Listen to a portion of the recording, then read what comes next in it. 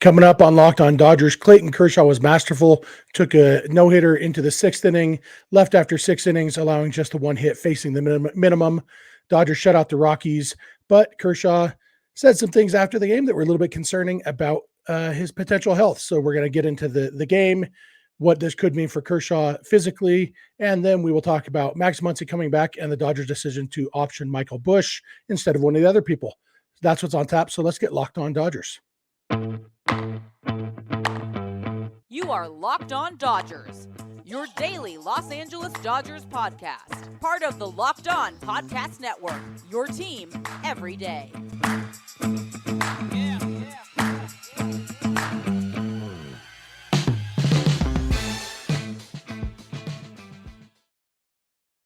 Hey, Dodger fans, this is Locked On Dodgers, part of the Locked On Podcast Network, your team every day. Thank you for making Locked On Dodgers your first listen every weekday morning. Remember, this show is free and available on all podcast platforms and on YouTube simply by searching for Locked On Dodgers. Or even better, go ahead and subscribe wherever you're watching or listening right now. Then you can be an everydayer just like we are. If this is your first time with us, I am Jeff Snider. That guy next to me is Vince Samperio. Vince and I are both lifelong Dodger fans, just like you are. We've also both spent time covering the Dodgers in the press box and the locker room. So we're not quite insiders, but we bring you the smart fans' perspective on our boys in blue every weekday morning.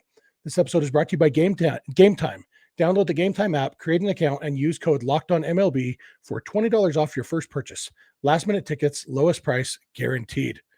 And Vince, great game for the Dodgers. They shut out the Rockies 5-0. Got early offense.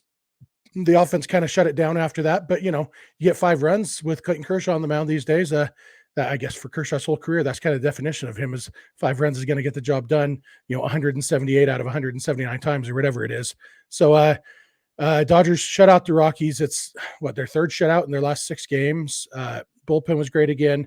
Everything about this game was really, really good, except for, the little nagging concerns that we're going to talk about in the second segment about Kershaw's health. But first, let's talk about the positives. Clayton Kershaw looked awesome tonight. Yeah, he looked great. And last time he pitched well was coming off a few losses. This one was just the one loss on Sunday coming off of, but Kershaw continues to be that stopper in the Dodgers rotation and continue to be that guy, and at a place where he hasn't fared well career-wise. And, I know the Rockies aren't necessarily a good team this year, but they've been not necessarily a good team for most of Kershaw's career, and he still has had trouble there before. So it's nice to see him get going there and,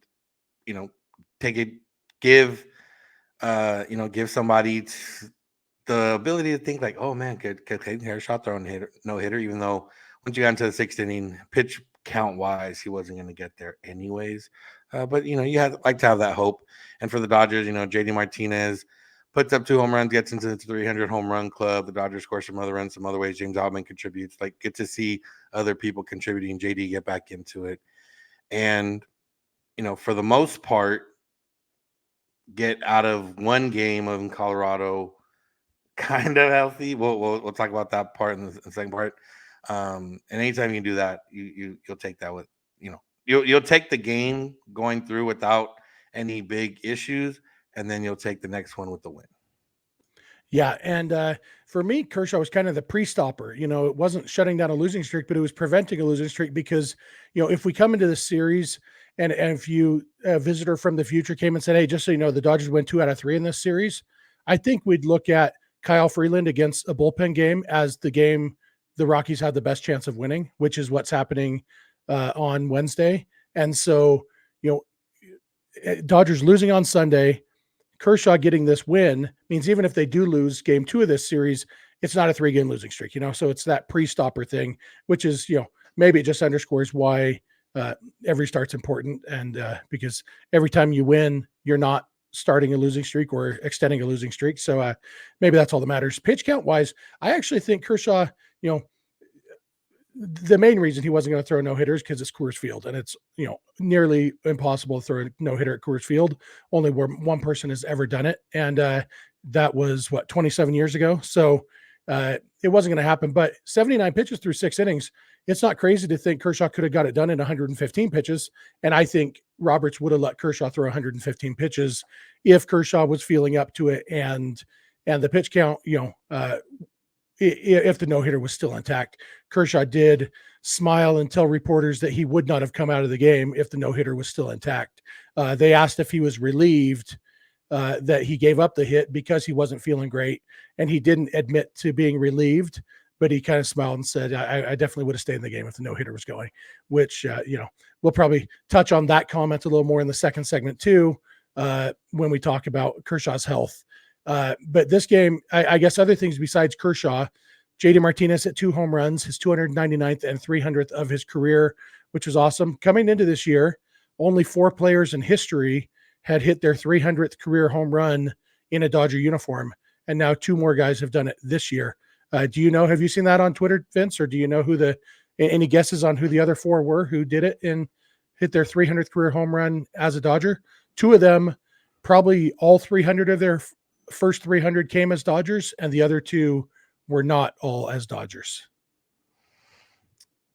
Eric Harris didn't get to 300, right? So, no, not him.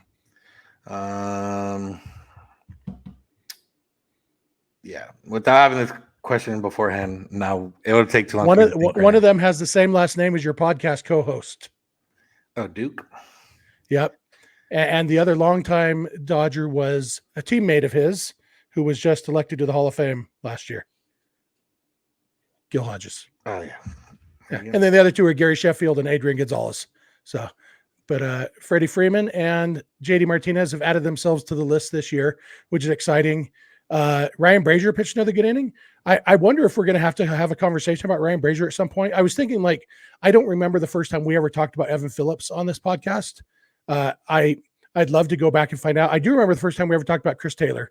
That's kind of a running joke between us. That was our old podcast before we started doing it every day, back on the Scully Avenue podcast. And we talked about that Chris Taylor for what's his name?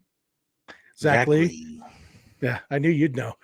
We talked about that trade as basically meaningless and isn't ever going to amount to anything. And, maybe we were wrong about that. But yeah, I don't remember when we first mentioned Evan Phillips, and this might be the first time we've mentioned Ryan Brazier, but I wonder if he is going to turn into kind of an Evan Phillips type. If he's a different kind of pitcher than Phillips, if for no other reason than he's 35 years old. He's much more experienced in the big leagues than Phillips was, but if they find something in Brazier, at least now we can say that we mentioned him fairly early in his Dodgers tenure. He's only thrown 4 and a third innings so far, but he's got like a 2.08 ERA or something like that so far, just the 1 run allowed. Brusdar Graterol didn't look great, but got a double play when he needed it. Phil Bickford, was basically Phil Bickford. He's a true 2 outcomes pitcher. He's going to strike you out or he's going to walk you. And he faced 5 batters and he struck out 2 of them and walked 3 of them. And unfortunately, that meant that Evan Phillips had to come in and get the last out. And the cameraman decided to pull a Charlie Steiner and make us think that it was a 5-4 game, because by that camera angle, it looked like that ball was going halfway up the bleachers. Yeah, I mean, off the bat, it was like, all I was thinking was, well, at least it's 5-4 now, and they're not losing, not tied. But it ended up working out for him. If Evan Phillips gets another save on his belt, which probably doesn't matter to him too much. Maybe if you have him in like fantasy or something, that mattered. But yeah, Phil Bickford, just when he cuts his hair, he looks like when you take a dog to the groomer, just because it looks like kind of funny. That's kind of how his hair looks, so that threw me off. But yeah, I mean, he's the guy that should be pitching when it's 5-0 in the 9th inning and you're trying to save your bullpen. Unfortunately, this time it didn't work out, and the Dodgers had to bring in Phillips. But especially like the day before bullpen game kind of sucks. And and although Phillips didn't throw a lot of pitches, still he had to warm up. He had to go out there. They're playing in Colorado, the elevation, everything else. So it factors in. But, they got the win, which mattered. So now you just got to win one of the next 2 to win the series. Yeah, we can hope for a lot of offense from, a lot of runs from the offense, so that Michael Grove can just throw 5 or 6 innings of this quote unquote bullpen game and, let the lower leverage guys finish the game. But yeah, it's not ideal to have to use Phillips there. But other than that, overall, the Dodgers pitchers faced 4 over the minimum. 3 of the 5 pitchers faced the minimum. Brusdar faced 1 over the minimum, and Bickford faced 3 over the minimum. But that was it.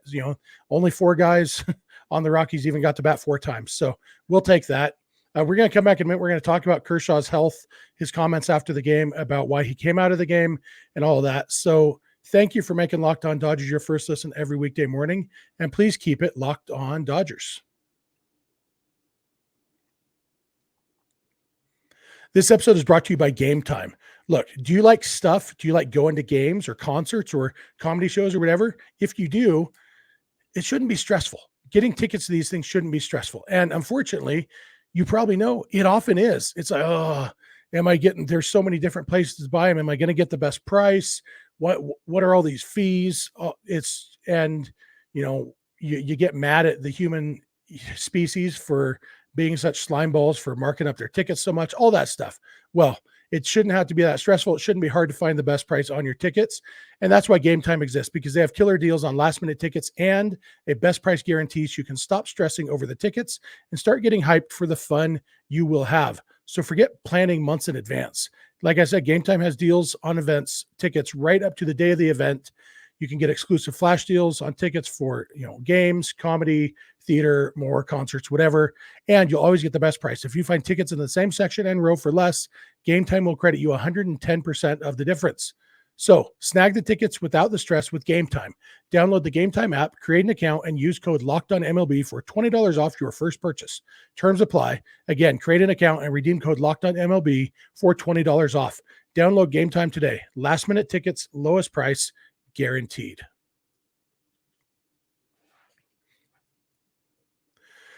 All right, we are back. We want to thank you for making Locked On Dodgers your first listen every weekday morning. We especially want to thank our everydayers, those of you who are watching or listening every weekday morning. We love that you're here with us. We love doing this show. If you're not an everydayer, super easy club to join. Just watch or listen every day. You can also, if you want to check out the Dodgers on the radio, if you can't watch the game on TV, you can always check them out on Sirius XM or the SXM app. Just launch the SXM app and search for Dodgers. You can also listen to this podcast on the SXM app. Just search for Locked On Dodgers. With that said, let's talk about Clayton Kershaw. I usually love talking about Clayton Kershaw. As everydayers know, he is my favorite player of all time. And this time it's not sad yet, and maybe it won't be sad, but it's worrisome. Kershaw did come out of the game after 79 pitches, 6 innings. He was seen on the camera as he's walking off the mound saying, "I'm done." And didn't put up a fight, obviously, when Dave Roberts pulled him. Dave Roberts said after the game that he was going to pull Kershaw after the 6th anyway. I'm fairly confident that Roberts was kind of providing cover for Kershaw. I don't doubt that Roberts would have had a conversation with him. But I think that conversation would have been, "Hey, how you doing?" And if Kershaw said, "I feel great, I want to go another inning," I don't think there's any reason Roberts would have pulled him. That he is going to have an extra day of rest before his next start because Julio's coming back and they have the bullpen day. So Kershaw won't be pitching until I guess they probably have Monday. Do they play on Monday? I think they do play on Monday. He'll pitch on Monday. Plenty of reasons why Kershaw could have gone more than 79 pitches and probably would have, if not for the fact that he said he was done. And after the game, he said, "I just didn't feel great overall. That last inning kind of got to me. I just need to come out of there. I just need to come out there. It's just something where I was trying to do the right thing. I think I did." And then he further said he didn't want to go into specifics. He said he would give the media an update tomorrow after he's had a night to sleep on it and see how he feels waking up tomorrow. So, Vince, we have no idea if this is back related, if it's arm related, if it's elevation related, just fatigue related. We have no idea at this point. And like I said to you before we hit record, what's the point of having a podcast if not to speculate about Clayton Kershaw's health, right? Yeah, exactly. That's really all we can do. And yeah, when we saw the, I'm done part, I just thought it was like, Colorado. It was hot. I know it was like 80 something by game time, but it was hot the entire day in Colorado. So heat plus elevation, just not an ideal situation coming off a plane ride. So I was hoping it was that. And then as the comments started coming out, you thought it could still be that. And then when he's, kind of say didn't want to talk about it or wait till tomorrow, it's like, or, I don't think I'm gonna miss a start, whatever the exact phrasing was, it was just like, okay, maybe it's something different, because if it was just elevation or, fatigue because of everything else, then you'd just be like, oh yeah, you know, he wouldn't even be concerned about his next start. But the fact that it wasn't, yeah, we don't know if it's arm or back or whatever, you know, related. You know, Roberts did say also that they've been, you know, kind of riding Kershaw the last few times out, so that was maybe why if he was being truthful about taking him out after 6, that's why he said, if you look at his last few starts, I think we pushed him a lot. So tonight, whatever it was, I think there was some fatigue that fit in. And yeah, I mean, Kershaw is a little bit older. Kershaw has had, you know, some kind of issue the last few years where he's missed a few starts. And the Dodgers have needed him this year. And, you know, they've been able to enjoy everything that he's been doing. But and even I kind of thought that it was going to get to a point at some time where you just thought he might need some time off. Hopefully that's not it right now, because they do kind of still need him right now. But yeah, we don't know. And at the very least, if it is something, it's when Julio's coming back, so the Dodgers won't have to like move too much around in order to accommodate if it becomes a bigger issue. Yeah, I'm still hopeful that it is just related to the elevation and the heat. I've lived at elevation for whatever it is, 28 years now. You know, I'm just probably 500 feet lower than Denver here where I live. And, you know, I went to college here in Utah. And so I went to a lot of college football games. So I've seen a lot of guys who came up from, you know, San Diego, because back then BYU was in the same conference as San Diego State and UNLV and a bunch of lower places, and they come up and they cramp up, you know, because elevation plus heat often leads to cramping. And so, and I could see if you're a guy with a history of back problems, I could see some cramping that could make you a little bit nervous. You know, not bad enough that you're all over the bat, but just your body's just not feeling right, you know. And the two things that kind of have me feeling optimistic, one of them is that Kershaw said, I something where I was trying to do the right thing. I think I did. You know, the fact that he thinks he did the right thing means the way I interpret that anyway, and maybe it's wishful thinking, is I got out in front of this. You know, as soon as I felt something, I pulled myself out, which is what you'd hope for. You know, so hopefully by doing the right thing, as he said, that means coming out and not turning into a bigger issue. The other thing that gives me hope is when he did tell the media that if the no-hitter was still intact, he would have stayed in the game. You know, that's not somebody whose back is killing him says, you know. Kershaw's been pulled during a no-hitter before. It's not like I don't think Kershaw at this point would risk his long-term health for a personal accomplishment like that. So the fact that he did say he would have come back out if the no-hitter was intact, hopefully that means it's not anything too serious. And it really was, you know, 90 degrees at a mile high. Like, it's really easy to feel like crap in those conditions. And I hope that's all it was. Yeah. And, you know, so if he does, you mentioned Julio is coming back. So, you know, whether it's Michael Grove slotting back fully into because this game today is a bullpen game, but it's also Michael Grove's bulk day. You know, last week, when they were going to use Michael Grove in bulk, they didn't use him at all. And then he went, 2 innings the next day. And Robert said he would be ready to go bulk innings on Wednesday. And so, you know, Grove could throw 5 innings today. And so if Kershaw does miss a start, it's easy to just slot him in. You know, you've got Grove, and then you got the All-Star break coming up. For me, I guess the big concern would be Kershaw's going to the All-Star game. The only question is whether he's going to start, and he's making a pretty darn good case to start. Zach Gallen got lit up a little bit by the Rays tonight. I think the D-backs ended up winning anyway, but Gallen's ERA is up over 3 or right around 3 now.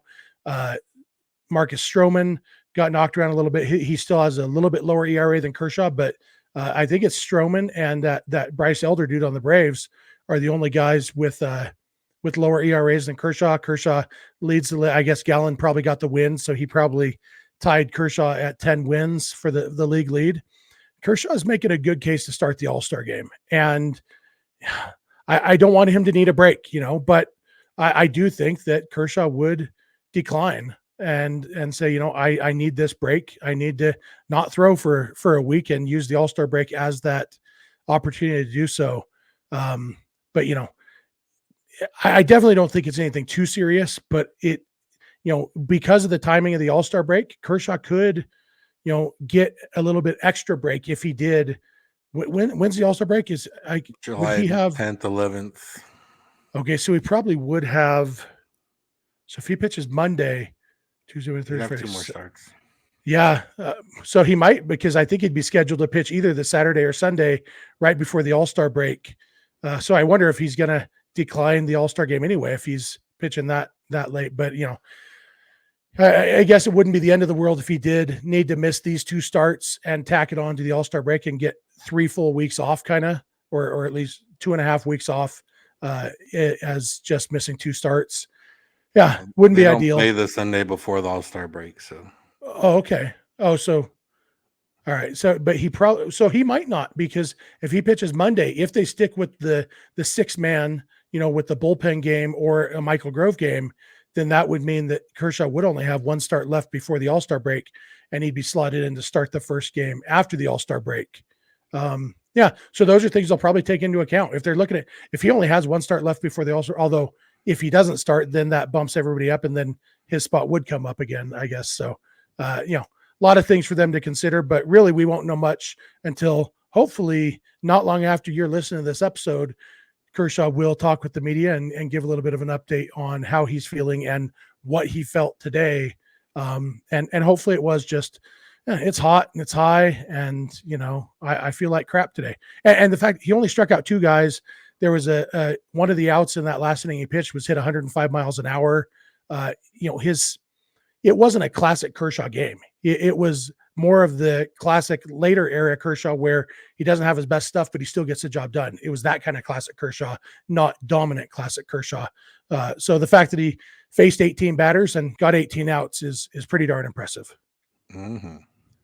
All right, we're going to come back in a minute. We're going to talk about Max Muncy coming back from the injured list and the decision the Dodgers made to have Michael Busch be the casualty of that roster move. So thanks again for making Locked On Dodgers your first listen, and please keep it Locked On Dodgers.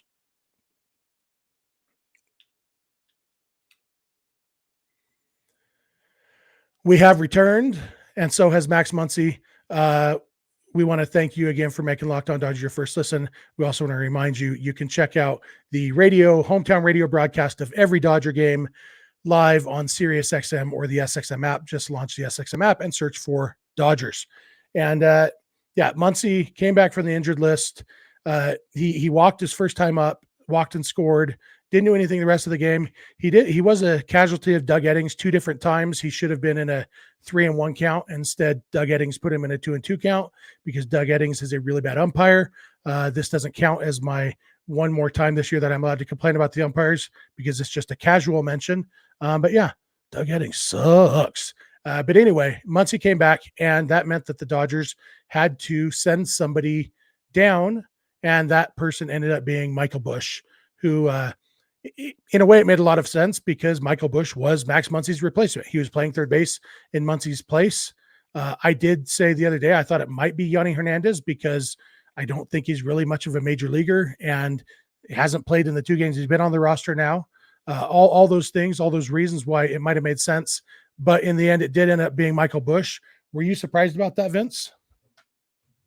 I not fully surprised just because like Chris Taylor's hurt right now and they need somebody that can play shortstop. I was a little disappointed that it went that way just because I feel like Michael Busch is having better at bats and hitting the ball harder, even better than Vargas. So you look at the roster now, Miguel Rojas can play shortstop, Mookie Betts can play shortstop, but that's all that can play shortstop. So you kind of needed to keep Yanni just in case, and I understand it.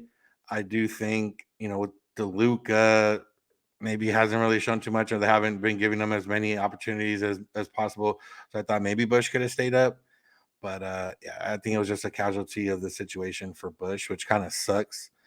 But again, we keep talking about Vargas and we keep talking about that situation, and I don't know how much longer the leash is for Vargas in the sense of, that Busch can be a guy that can come up and play. And Busch has looked relatively good at third base. He's made the plays that he's needed to, which would mean that he probably would do the same at second base.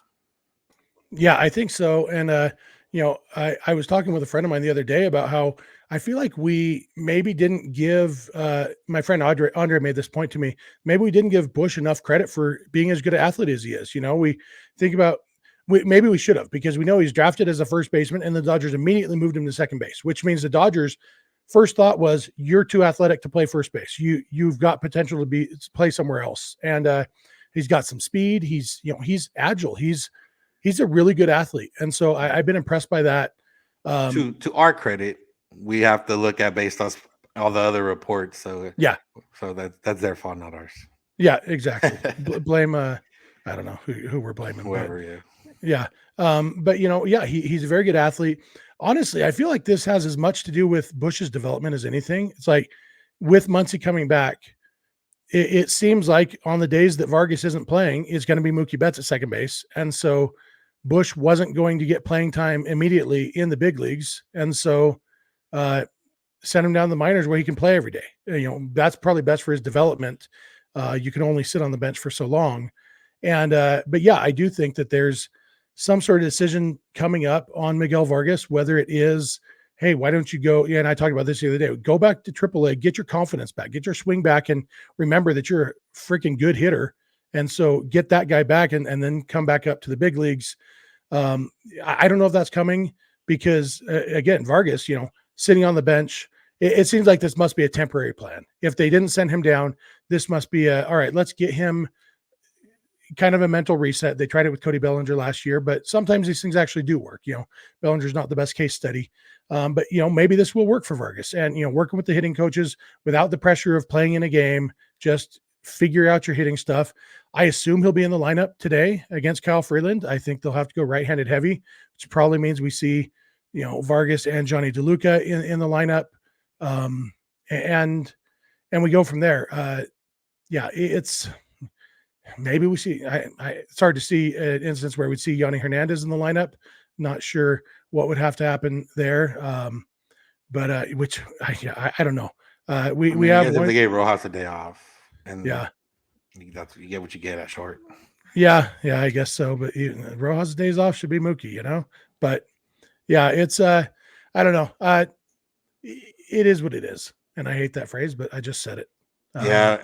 I mean, when it comes down right now, the Dodgers are going to have to make these decisions soon on, are we playing to win this season, or are we playing for development, and have to make like actual decisions. Like Michael Busch being on the roster, he's a better bat than Yonny Hernandez right now. And obviously it's a shortstop thing, but you don't really carry more than two shortstops normally. Anyways, the Dodgers have just been able to do that the last few years because they have guys that play multiple positions. But if you have Rojas and Mookie Betts as your two shortstops, you're fine. You'd be able to handle it. So, Michael Busch might come up and might not play every day, but he's a better option than Yonny Hernandez. You're playing for a division, you're playing for whatever.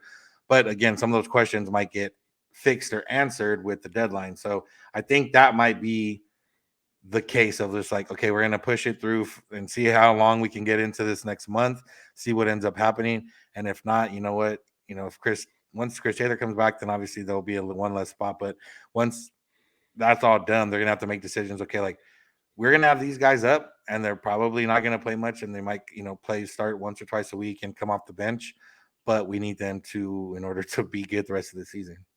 Yeah. And there's no way Yonny Hernandez survives when Chris Taylor comes back, if that's this weekend, So I think that does it for us for today. You have any final thoughts, Vince? Last night's win was one of those 2017, 2020 wins where it's just like a business, like get the job done and go home. Yep. Yeah. Which, in Colorado, good. Do that, let's get out of that stupid crap hole as quick as we can. So that'll do it for us. We want to thank you for making Locked On Dodgers your first listen every weekday morning. Want to remind you can check out the Dodgers local radio broadcast live every game on SiriusXM or the SXM app. Just launch the app and search for Dodgers. You can find us on YouTube or wherever you get podcasts. Be sure to subscribe in all of those places. You can be an everydayer. We love our everydayers. You can also find us on Instagram and on Twitter at Locked On Dodgers. Vince is on Twitter at VinceSense91. I am on Twitter at Snidog, and the DMs are open in all of those places. Our email address is lockedondodgers@gmail.com, and our phone number for voicemails or text messages is 323-863-LOCK, 5625. We are here every weekday morning, and we hope you'll be here with us. When you get in your car or sit on your couch, tell your smart device to play podcast Locked On Dodgers. And remember, you don't have to agree. You just have to listen. We'll talk to you tomorrow. Have a good one.